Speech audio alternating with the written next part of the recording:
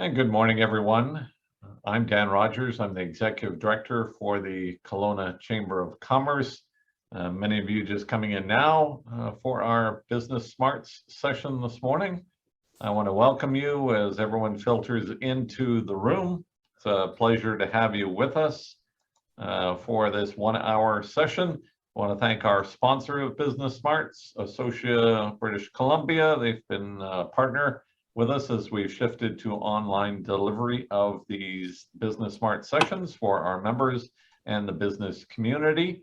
Before getting too deep into today's session, I do want to acknowledge that we're gathered on the unceded traditional territory of the Okanagan people. We want to thank them for the rich history and culture. I want to thank you all for joining us as you filter in.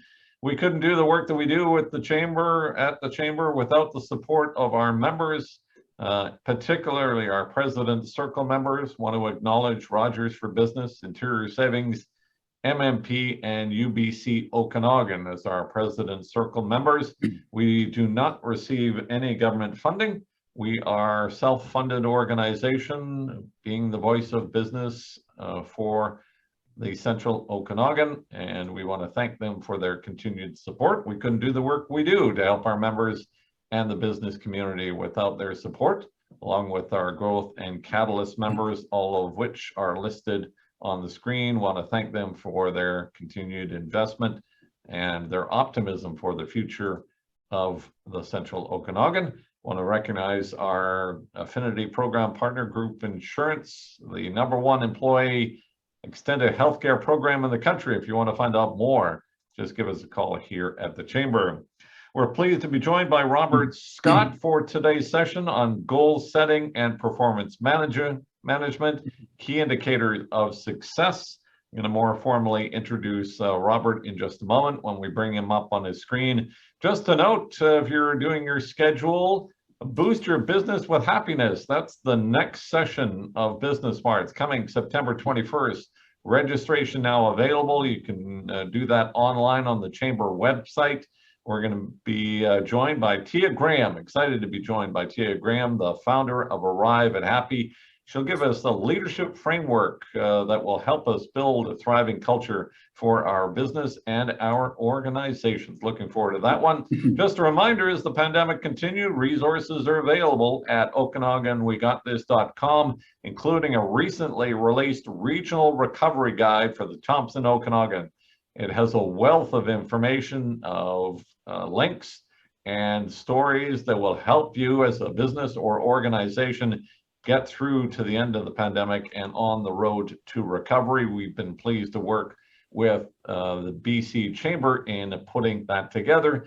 At this stage, I'm going to bring myself up and ask Robert to join us as well. Robert, you can turn your camera on. Thanks for joining us, and thanks all for all the participants. Reminder as we move through this session, you can send us a note or a question on the Q&A function. I'm assuming most people are familiar with Zoom, or use the chat, and you can send us a note, but I'll get to the Q&A session a little bit later on. So before you share, Robert, I just do want to formally thank you for joining us as a former board member. It's great to see you again. For those that have joined us, Robert initially trained as a mechanical engineer, where he learned process control and performance management and measurement, and continued to use it in the military, the aviation industry, nonprofit environment, and as a consultant. He formed 2N Performance in order to assist SMEs engaged with this important business skill. Robert's worked in the UK, Europe, Southeast Asia, the Middle East, and North America. He and his wife, Marilyn, live in the Okanagan. Great to have you here, and active in the community as well. So Robert, thanks for joining us. I'm going to turn things over to you to guide us through the next part. Good morning, Dan. Thanks for that introduction, and good morning to everybody for joining us. And thank you for joining us today. I hope you're all coping with these difficult times. There's the fires in BC, and also the COVID problem, which never seems to go away. As Dan said, I have been involved in the Chamber for quite a long time. initially as a judge and then more recently as a board member. My interest in performance measurement goes back many years to when I started training as a mechanical engineer, and then used it at different stages throughout different careers, actually, which we could talk about some other time. I'm going to start the ball rolling today with a short video, which is going to provide some background to what we're going to be talking about today. I'm aware that some of you may well be familiar with performance measurement, what it's capable of, but some of you, it may be your first introduction to it. So I'm going to try and pitch it somewhere in the middle so that it satisfies everybody's requirements. So please relax, sit back and pay attention, please, to the video, which will give us some background. Thank you. Hello, my name is Robert Scott, and I'd like to talk to you about performance measurement. I have used it successfully throughout. So Robert, we're not seeing your PowerPoint. In my opinion, I need you just to share the screen again. Goals okay. And achieving them. And how is it this vital so if you can just stop your PowerPoint. Yep. So if you want to just reset that and then share, and my apologies, I probably threw you off because I started with my PowerPoint first. We're going to start with yours where we'll go there. I just want to remind folks, I forgot as well to let you know, you can pose a question on the Q&A, but if you want to talk live to Robert, just let me know via the chat and I'll bring you on, whether you use the camera or just your audio. We can have a conversation when we get there. So Robert, if you want to start and share your PowerPoint again. Okay. And I'll let you know when it's up on the screen here. Yeah, okay.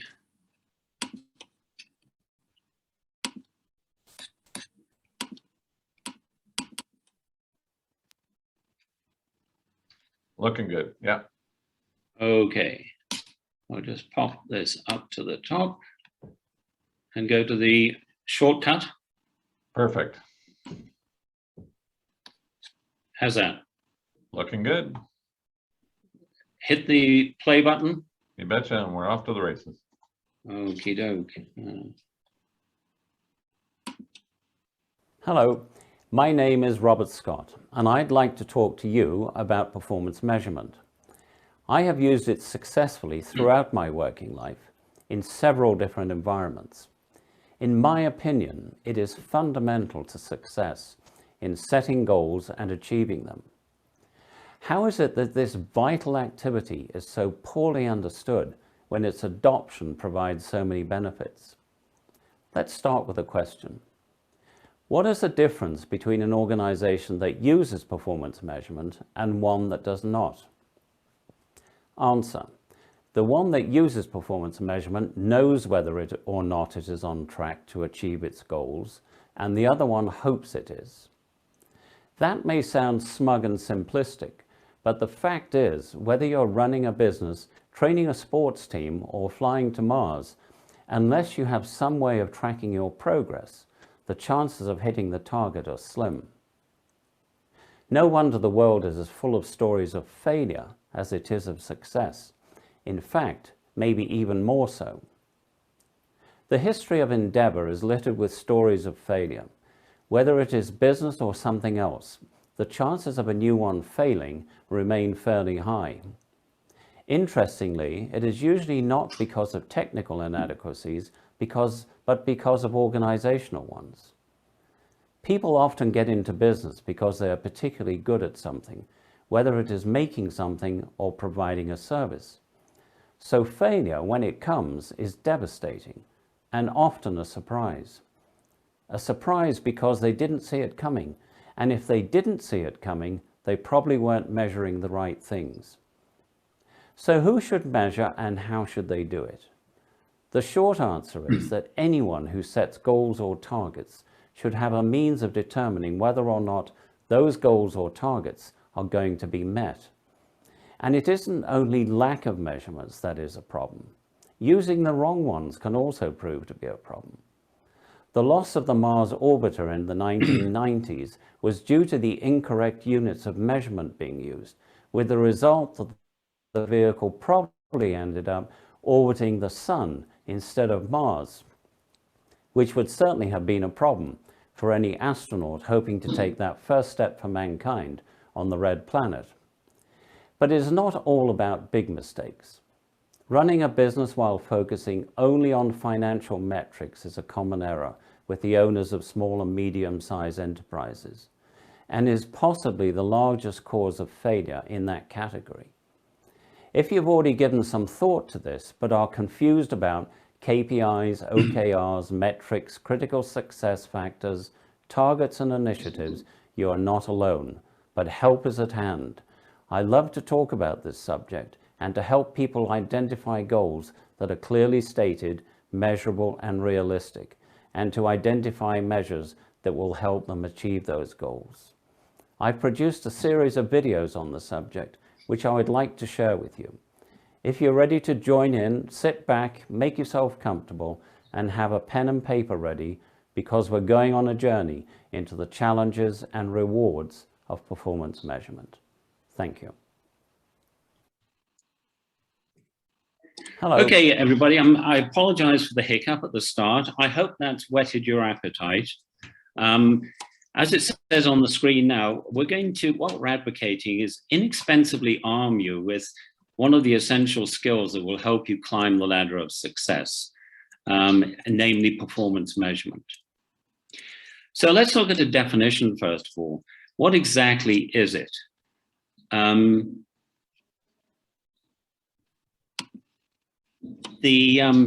It's the selection and application of appropriate measures or metrics to identify whether or not an organization's goals are going to be achieved or not.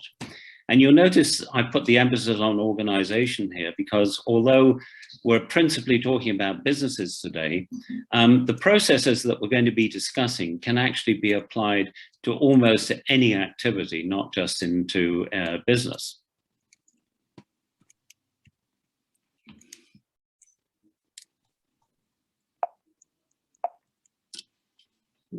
Okay, we seem to be having a little trouble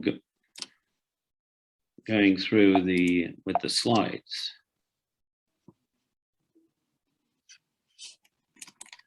Yeah, press the arrow there in the bottom left, Robert. That should help you progress to the next slide.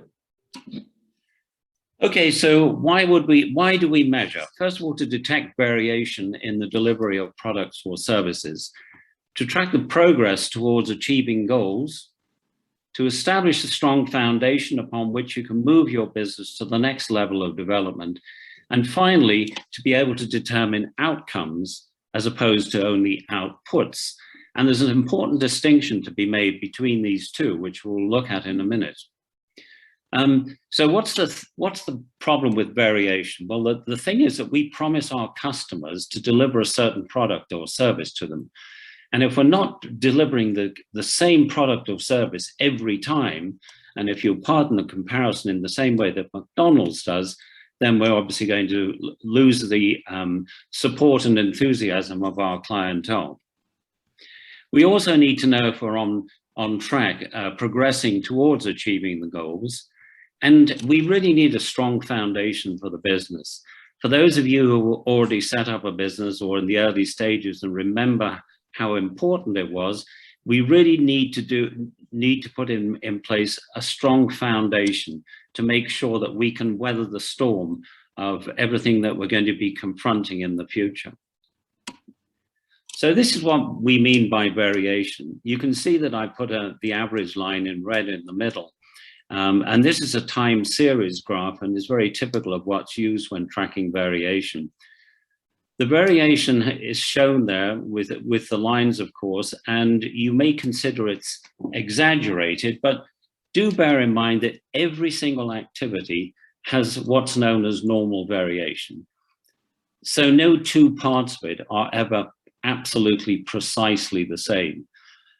Depending on what it is we're working on, we can accept more variation or less variation, which we'll talk about a little later on.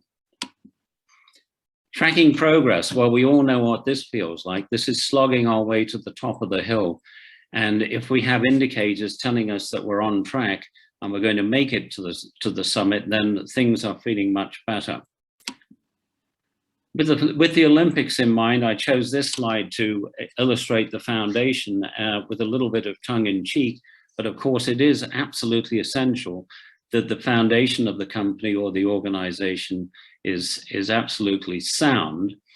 And with outcomes in mind, do bear in mind the difference between outputs and outcomes. The inputs are everything that you put into your activity in terms of the finance, the hard work, all the resources that you use. The outputs are what's actually produced as a result of that. And it may be manufactured goods or it may be a service that you're providing, but the outcome is what's left over at the end. And the outcome may be the same as the goal. And the goal, for instance, may be to be the most dominant business in the industry in 2021. But arguably the ultimate goal is financial sustainability. And as I said here, capturing a reliable and varied stream of revenue sources to ensure that your organization will be able to exist for years to come. Now, the financial sustainability arguably applies to every business. And so we could consider this as a given, and we could almost disregard it for the rest of our discussion today, because it goes without saying that financial sustainability is the ultimate goal, and it applies to every single activity. It's the other ones that are non-financial that we really need to consider and ensure that we take into account fully. So the ultimate goal now becomes the main outcome, but having said that, we will disregard that for the time being. However, it isn't only about the financials. This is just a short list of the many factors that everybody who's running a business has to take into account.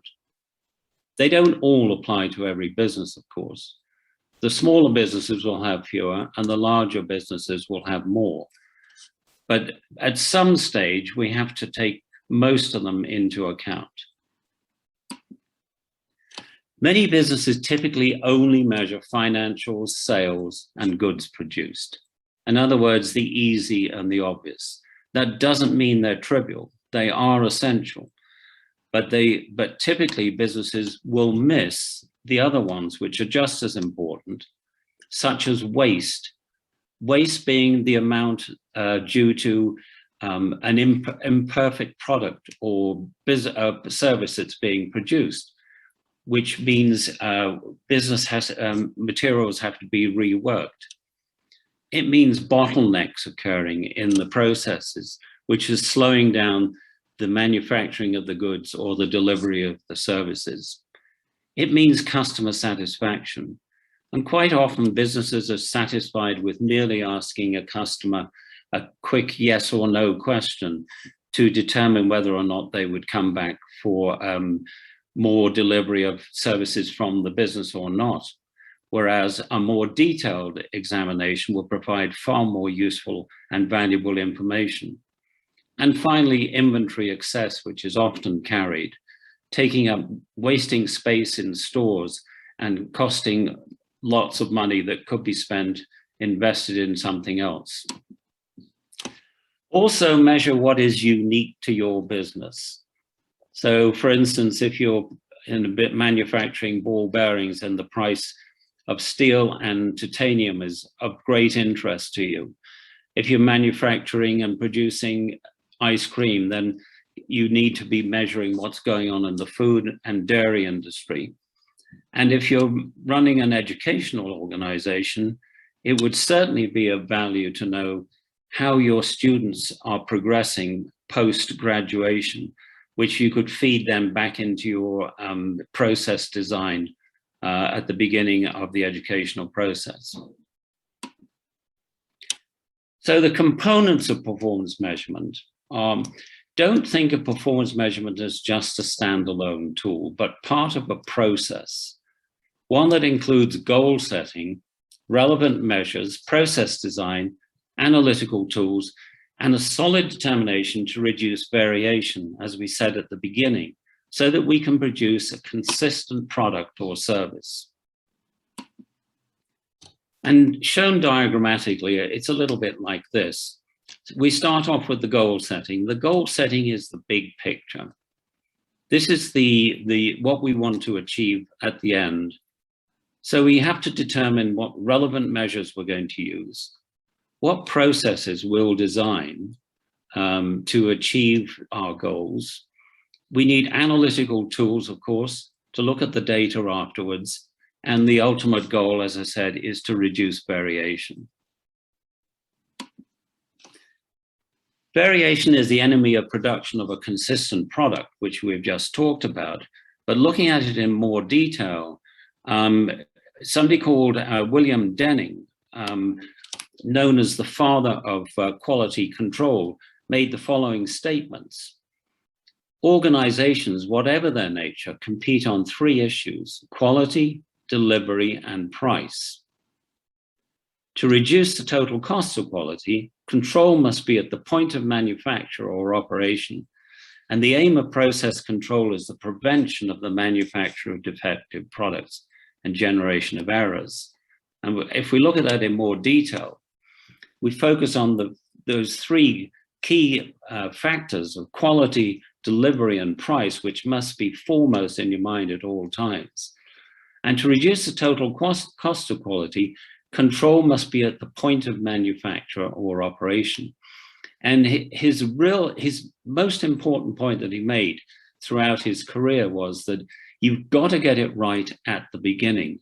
And you can only do that if you know that your process control is correct. And you can only do that if the measures have led you to that point where the process control is correct. And the aim of process control is the prevention of the manufacture of defective products and the generation of errors and waste in non-manufacturing areas. In other words, what's the point of putting all that effort into producing your goods or services and only test it at the end, only to find out that they haven't reached the standard that you expect and that the customer is hoping for? In other words, let's remove uncertainty. And the uncertainty is your uncertainty. It's those times when you're sitting and worrying and concerned that maybe you're not producing what you should be producing and what you promised your clients that you will produce. So this in schematic form is the process that we are interested in. We start off with our goals, the big picture, if you like, the things that we really want to be or to achieve at the end of the process. The objectives are used to determine how are we going to achieve those goals? What do we have to do? What are the steps that we have to take in order to achieve the goal? Each objective has KPIs associated with it, and the KPIs are the measures that we use to determine whether or not we're on the right track to achieve our targets and our outcomes. And if we look at what are we going to measure, generally speaking, fewer measures are better than many, especially when those selected align with the critical success factors of the organization. And critical success factors are the things that you determine, apart from the financial success we talked about earlier on. What are the things that are really going to make your business a success? And we'll look at this in a little more detail in a moment. Mama's Restaurant is a typical business. And let's consider a restaurant that has the following goal. They want to increase profit by 15% by the end of March next year, and to achieve this by increasing dinner trade by 20% for both in-restaurant dining and takeaway orders. Okay, and the goal is written in such a way that it satisfies three requirements. It was clearly defined, measurable, and realistic. And it has satisfied that. It's clearly defined. We know what's required. It's measurable. It's got some numbers in there that we can develop our measures around. And it is realistic because we know that we have the resources to achieve that. So let's take it to the next step. oops, sorry. The associated critical success factors were market share, customer satisfaction, and essential foods cost index. Now, these three success factors have been determined by the owners and management. And this is something to remember when you're developing KPIs, is only you know how your business operates. There are some general considerations that apply in all businesses that you can fall back on, but these KPIs and critical success factors are usually only determined by you as the owners and management sitting down and going through it in some detail and deciding what it is that suits your business most of all. The measures KPIs used determined were percentage market share within 3 miles, percentage satisfied customers, and percentage increase above essential foods cost index. And the targets were 15%, 90%, and 10%. And we'll transfer that to a matrix to make it a little more obvious. So here we are with our critical success factors. We've chosen 3: market share, customer satisfaction, and essential foods index. The measures are percentage market share within 3 miles of the restaurant, the percentage of satisfied customers, and the percentage above essential foods cost index. And I'll explain a little more about that. The executive chef took 10 food items, turned it into an index. They were considered to be the essential foods to produce the menu that's required. And the targets they used were 15% of the market share within 3 miles, 90% of satisfied customers, and the percentage above the essential foods cost index was 10%. And if we transfer this to a typical month's activity, we can see some typical returns which help us to analyze what's going on as a result of these measures. So these are some hypothetical figures. We've got satisfaction in orange at the top. We got market share in blue triangles, and we got EFCI as a blue line at the bottom. So this is just hypothetical figures for 1 month, but you can see it certainly adds value. The numbers come to life because of the way we've portrayed the information. If we just look at the top line, the satisfaction index, we see on the 4th and 11th there was a dip in that. And because this is a time graph, we can relate those figures to staff activity. And we determined that on those 2 occasions, we were using inexperienced staff. They were given further training, and we could see since then that there have been no more problems with satisfaction. If we go down to the blue triangles, the market share is progressively increasing, so the trend is encouraging, and the EFCI, the white line at the bottom, indicates that we are getting a slow decrease in the percentage above the EFCI, the cost index. So in other words, we're getting to work with our suppliers and we're getting our costs down, which is what we want to see. I am a great believer in data visualization, and I would point out that the alternative to the graph that we just looked at is something like this, you know, a typical Excel spreadsheet, in other words, with lots of numbers on it.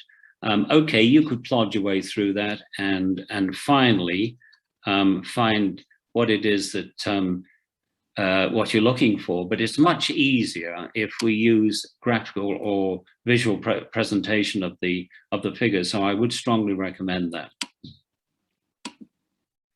So KPIs expanded. What is a KPI? It's a measurement that aligns with objectives and indicates whether or not the objectives are likely to be achieved.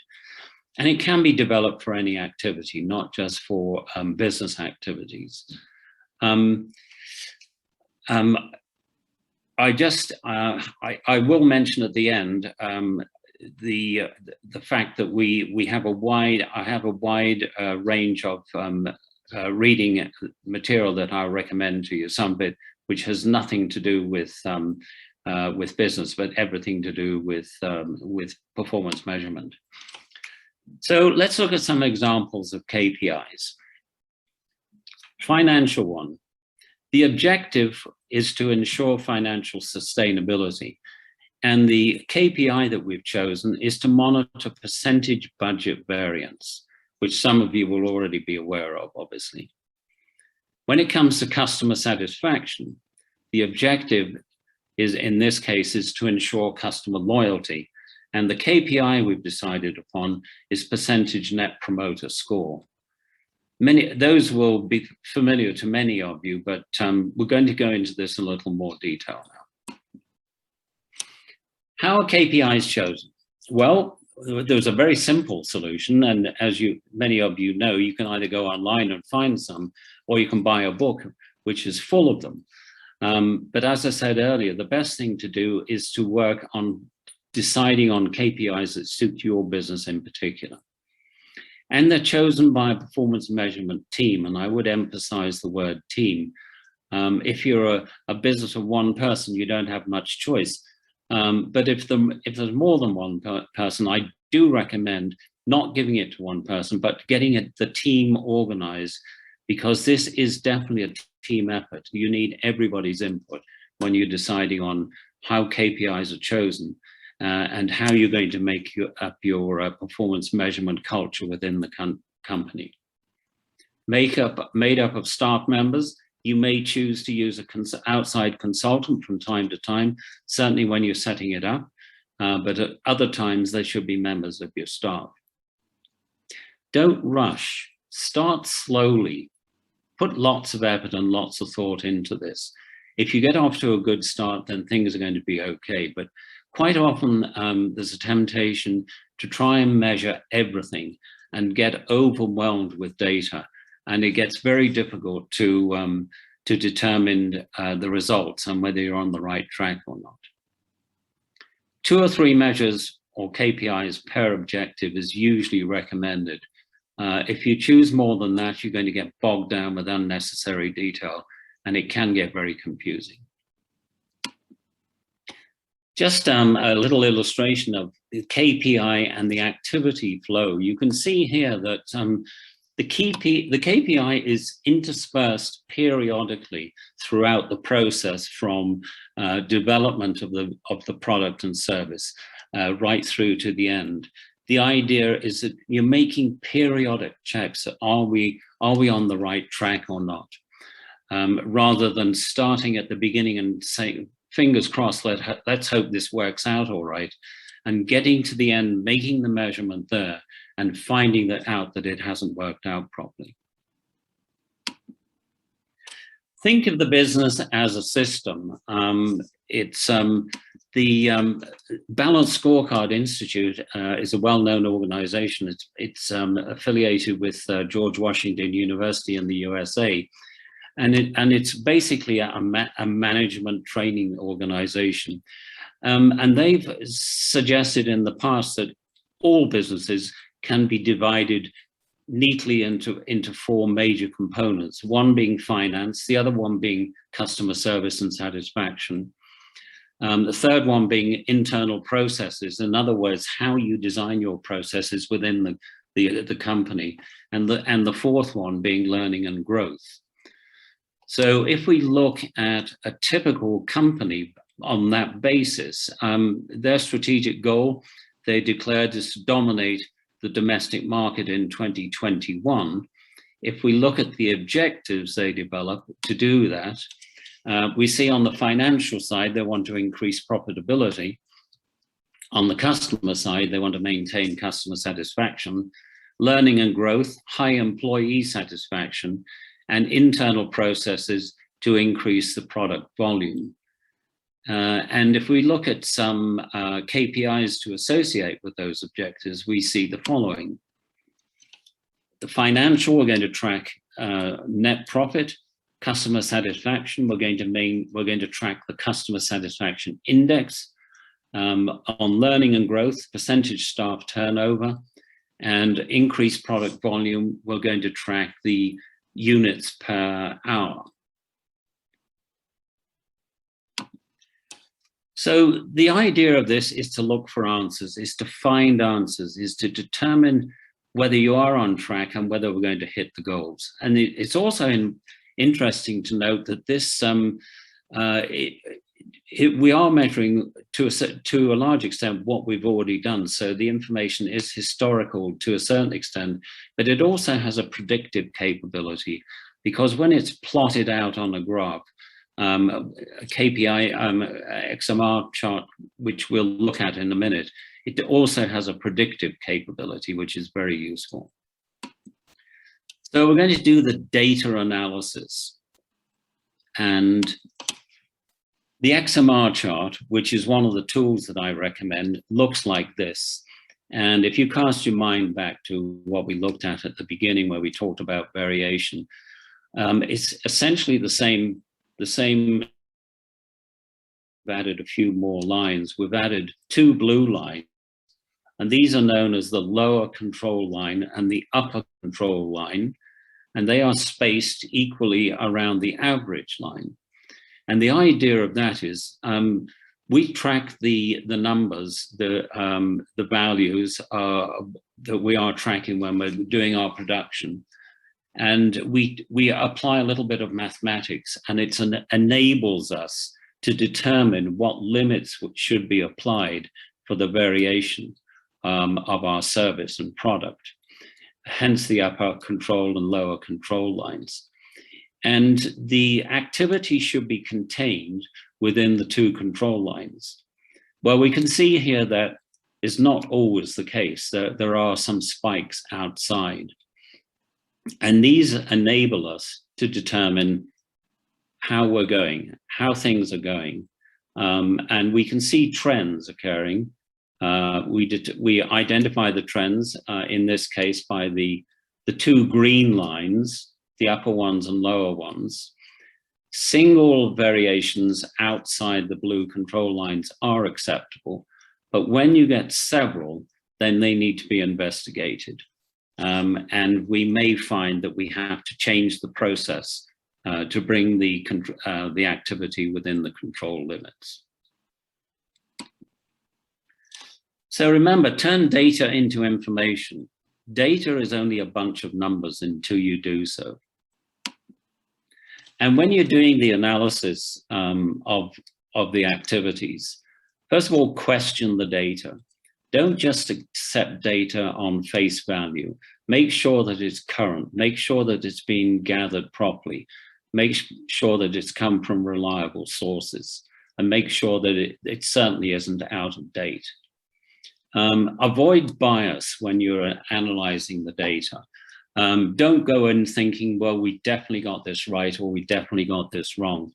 And the only way you can do that is by questioning the data and also applying statistical significance. And by that, I mean, make sure that you've got data that is valuable, and you're using the right number of data points, and you're not relying on insufficient data to make your assumptions. Remember the link between strategy and measures. The goals that are developed are usually the result of strategy discussions, and the measures are developed as a result of that. Close performance gaps. When you start off the process, you're probably aware of where you want to be and where you actually are. And the space between the two is the gaps. And your processes that are designed to close those gaps. And do pay attention to signals and noise. Signals are telling you what's actually going on, and noise are just the extra data that you really need to disregard. Some final thoughts then. Stay focused on the final goal. To have a clear understanding of what's going on in your organization. be able to quote or have immediate access to the key measures of how your organization is performing.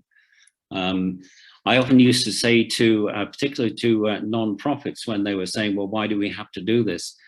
And I would say, well, if you have those key measures available, you can present those to people who are considering donating to the organization. You can show them where the money's going. And if they want to invest in your business, you can show future investors exactly where the money's going and what you're producing. Ensure all staff have a clear idea of the goals of the organization as seen from their perspectives. Start small, but think big, and develop a performance measurement culture within the organization. So this is not an activity that takes place for a very short period of time, but is ongoing and something that will keep you going to reach the success you dream for in the future.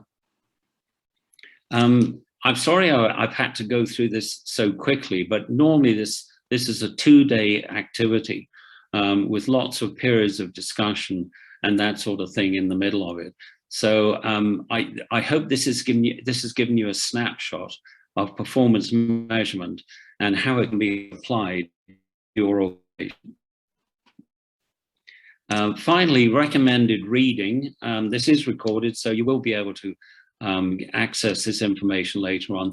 These are 4 wonderful books on the subject, and I thoroughly recommend them for anybody who desires more information on the subject of performance measurement. So thank you. I understand that Dan is now going to be able to present some questions that have appeared from the floor. So I welcome those, and I welcome the opportunity to speak to you personally. Thank you. Yeah, and I want to thank you, Robert, for moving through a lot of information in a very short period of time and open it up for any questions that folks have. Just a reminder, you can use the Q&A function, but we've got a pretty reasonable group that we can manage. So if you have a question and want to verbalize it, if you use the chat function, say, I have a question, I'll make your mic live and you can ask it directly to Robert this morning. To get us started, and just a reminder, we will share the slide deck with all those that are online. That's our promise to you. We'll follow up after this meeting with the delivery of that. And as well, obviously in that slide deck, it has Robert's contact information, and also, which I thought was always helpful, some good reads. That's a good takeaway. So Robert, maybe I'll get you just to stop sharing your screen at this time, and then we'll bring you back up in person. So if you could, and you discussed, I'll get things started in the Q&A function, and we'll certainly value people's time. So if people have questions, they can jump in. You talk in terms of the performance management and relative to products. Is it the same application of the principles when you're actually delivering a service rather than a product? Yeah, it is actually. Interestingly, one of the activities I saw it used very successfully was when I was a pilot in the Navy and we had an unacceptable accident rate. We applied exactly the same principles to reduce the rate to almost zero. I've used it in the service industry, for instance, with legal firms. Use exactly the same processes. They can be used very successfully. I know that you in the chamber have applied it to a certain extent. So it can be used. One of the books I mentioned on my list is called the Culture Lab. The Talent Lab, and it's the story of how the British Olympic movement got fed up with wasting lots and lots of money and getting no medals in return, and applied a performance measurement approach to all their activities and all their training, and now they do very well at every Olympics, as we saw very recently, just by applying these processes that we've looked at very briefly today. So for small, almost micro business, right? Entrepreneurs, is it the same principles? What advice would you give them? Is it just reading and applying, or seeking out expertise to help them on this journey a little bit? Well, I really got interested in this when I was judging for the chamber, because I hadn't considered it being applied in the SME environment. Mm-hmm. But I was absolutely amazed at the number of business owners who produce very good goods and services, but have really very little idea of what's going on behind the scenes, even to the extent of not even paying much attention to their finances each month. They rely on financial controller or accountant to tell them how things are going. So there's this strong focus on just the financial information. And quite often, it's the things that are not linked to finance directly that are far more important. In other words, what's going on in other parts of the industry. We looked at Mama's Restaurant as an example. The critical success factors weren't necessarily financial per se, but they dealt with the environment that the business operates in. And it's all about measuring that environment and not just focusing on the financials. So I would say to anybody who's just starting off, if you can get off with that in mind, if you start your business with that in mind, then I think you're paving the way for a much smoother path in the future, rather than trying to do this when you've been in business for 2 years and then figuring out how the heck do I move to the next step, next stage of development. Yeah, I'll let people one more chance if they have some questions to jump in, and then I certainly value folks' time if they want to depart. But just one more question, Robert, from my perspective. And it's interesting. It was great to have you on. And one of the takeaways that I had when you mentioned take your time, go slow, right? I was reminded of a discussion I had with an advertising representative a while back that talked about advertising, and they had one of the best lines. He said, if you don't believe it, just stop doing it and you'll see the value. And part of the lesson was it's over time and trial and error and then measuring that allows you to make adjustments along the way. Is that a bit about what performance management too is, putting these in, but then making sure that you have a measuring component that allows you to adjust over time to help you succeed in the longer term? Yeah, absolutely.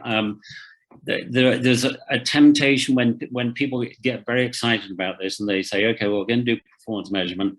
So they have the meetings, they come up with the KPIs, they establish the objectives, and they expect things to happen straight away. But quite often it can take quite a time, and even to the extent of maybe even working with 1 or 2 KPIs and 1 objective to start with, just to test the process. Have we got this right, or have we said about this the right way? So you have to be patient. As I said, start slowly, be patient, be very focused on your objectives, and don't be afraid to ask other people for advice. Or other organizations, people who may have been through the same process, the same anguish before. Okay, so we had someone brave to jump in. Michelle wants to ask a question. So Michelle, I've activated your microphone. You should be able to jump in here. Hi, Robert and Dan. Thanks for today. Thanks for a really informative session, Robert. I just had a question in regards, you talked to the importance of team engagement in the process. And when you're looking at unpacking the goals to objectives into KPIs, can you share some best practices for team engagement so that you can almost look at it as an opportunity for building cross-functional teams and how you can see different departments maybe tying back to those shared objectives and goals? Yeah, that's a really good question. Unfortunately, time or lack of time meant that I wasn't able to talk about cascading goals and objectives.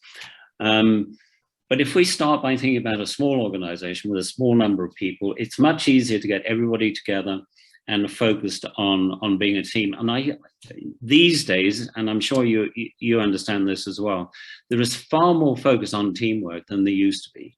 The management style was very vertical at one time, and the person at the top, whoever it was, made the decision. So that person would say, these are the goals, and I suggest we measure it this way. Now it's a much more horizontal approach to management, which is a much better way of doing it. But I would suggest that probably the best way is start with the key personalities. Now, obviously, the key stakeholder is the business owner or business owners. And I would suggest that that's where the ideas form, and maybe even sketch out the goal. We think the goal should be this thing, and then bring in your key staff members. It very much depends on the size of the organization. If you've got a large organization, obviously you can't have hundreds of people milling around in a room, everybody trying to make themselves heard. And if it comes down to that, go to some lengths to find the right key people, and they're not necessarily always all senior management. They may, in many cases, be junior people who have distinguished themselves for one reason or another, showing either exceptional talent and interest for this sort of planning, strategic planning or something, or they've come to your attention for some other reason. But do go to the trouble of really finding the key people to develop your performance measurement team. And seniority-wise, age-wise, they may vary significantly, but they all have to have this interest in making performance measurement work and establishing goals, and this essential link between the strategy of the organization and the goal seeking and the measurements that are developed to support that. Excellent. Well, thanks, Michelle. And thanks, Robert, for the response. I'm going to free up some time here because it doesn't look like we have any other questions. But just wanted to reconfirm, Robert, so we're going to share your slide deck with the participants, and you would encourage those participants to get in touch with you. Yeah, absolutely. One complimentary conversation, or yeah. at least. Oh no, you want to explain? Absolutely, complimentary conversation. I'm happy to spend time with somebody on a one-on-one basis. If they want to bring a couple of their team members along as well, I'm happy to do that. It is complimentary. If they decide it goes to another stage, then obviously we'll talk about it. But I just want to get the conversation going. This is such an important subject, and I really, really think SMEs in particular should be taking this on board. It would help them to get off to a much better start. Robert, I want to thank you on behalf of the Chamber, well, for a couple of reasons. One, for your ongoing commitment to the Chamber, your involvement, but also for your passion in this area. So thanks very much. It was great to have you as part of our Business Smarts again. We look forward to connecting with you down the road. Okay, Dan, thanks very much. And thanks to everybody for joining us this morning. And I welcome your questions in the future. Thanks very much. So I'm just going to wrap things up just by noting that we do have another session coming up and some other events. Again, we're going to focus on happiness and how that impacts your culture with your organization at September's Business Smarts. We also have our speaker series coming up. We're not quite sure how many people we'll have in the room, but currently the restrictions are 50, but we'll also have a bit of a hybrid. So we're moving ahead with our session with Rick Antonsen. Really pleased to have him joining us, the former CEO of Vancouver Tourism, on September 28th. So you can register for that now. And it looks like under the current restrictions, there will be limited seating for this live in-person event. We'll have a streaming component built into that. But I want to thank Robert again for today's session, and we'll follow up with all the participants with a copy of the slide deck tomorrow. I want to thank you on behalf of the Chamber for participating today, and wish you well in the week and the weekend ahead. Take care.